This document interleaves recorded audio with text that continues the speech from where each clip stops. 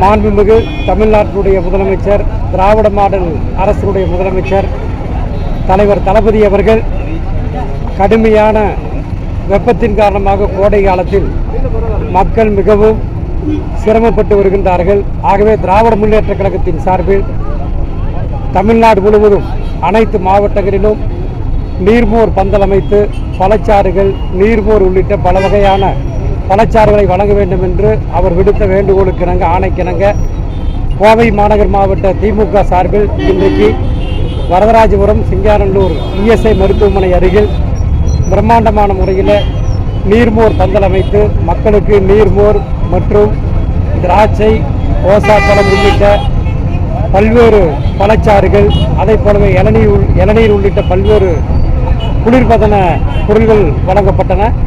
தொடர்ந்து கோவை மாநகர் முழுவதும் பல்வேறு இடங்களில் இது போன்ற நீர்மோர் பந்தல் அமைத்து பொதுமக்களுக்கு உதவுகின்ற வகையில் எங்களது தலைவருடைய வேண்டுகோளுக்கிணங்க நாங்கள் செயல்படுவோம் என்பதை தெரிவித்துக் கொள்கின்றேன். Garuda Voice.